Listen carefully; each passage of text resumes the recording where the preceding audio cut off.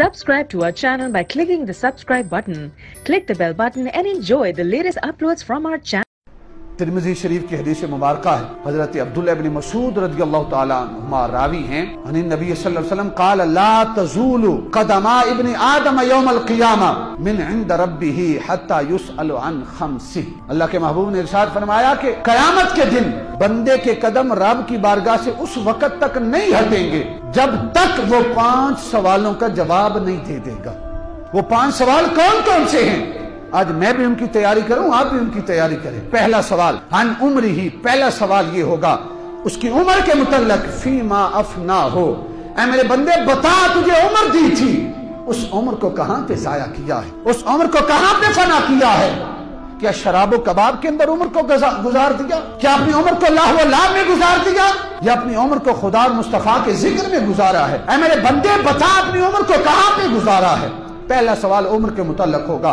वान शबाबिही, दूसरा सवाल होगा वो जवानी के मुतल्लक होगा। ऐ जवान बता तुझे जवानी अता की थी, फीमा अबला हो, बता उस जवानी को कहां पे गुजारा था? क्या लोगों की औरतों को देखते हुए गुजार दिया? क्या जवानी चौकों और बाजारों में बैठकर गुजार दिया? बता अपनी जवानी को कहां पे गुजारा है, तुझे जवानी अता की थी। ये दूसरा सवाल होगा। तीसरा सवाल फरमाया व मालिही, ऐ मेरे बंदे बता मिन ऐन इक्तसबहू, तुझे माल दिया था, बता वो कहां से कमाया था? तेरा माल कमाने का जरिया क्या था? क्या हलाल जरिए से माल को कमाया था या हराम जरिए से कमाया था? लोगों से फराड के जरिए माल कमाया था या हलाल तरीके से कमाया था? क्या धोखे से माल कमाया था या हलाल तरीके से कमाया था? क्या चोरी से माल कमाया था या हलाल तरीके से कमाया था? क्या डाका डाल के माल कमाया था या हलाल तरीके से कमाया था?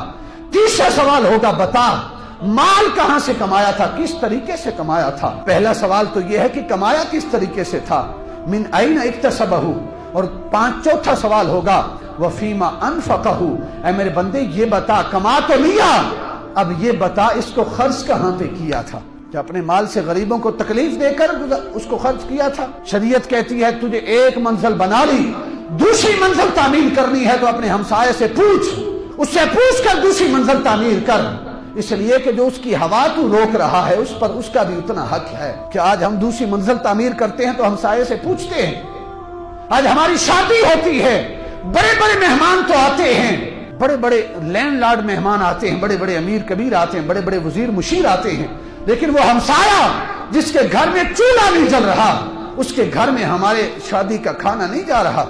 सवाल होता है बता माल कहां से कमाया था और खर्च कहां पे किया है? आज हम अपने बेटे की शादी करते हैं, कितनी फजूलियात में पैसा खर्च कर देते हैं। हमें इल्म नहीं होता हमारे हमसाये में कितने गरीब हैं जिनके घर चूल्हा नहीं जलता कि उनके मुंह में भी लुकमा डाल दें। कमाते कहां से हैं, खर्च कहां पे करते हैं? जब तक इनका जवाब नहीं दे देंगे कयामत के दिन खुदा की बारगाह से कदम नहीं हटेंगे। पांचवा सवाल होगा कि तुझे इल्म दिया था, उस इल्म पे अमल कितना किया था? बड़ा मुश्किल सवाल है ये भी। हुज़ूर दाता साहब फरमाते हैं कश्फुल महजूब के अंदर कि सबसे बड़ा जो मुश्किल सवाल है वो ये है कि जो इल्म है उसके ऊपर अमल करना।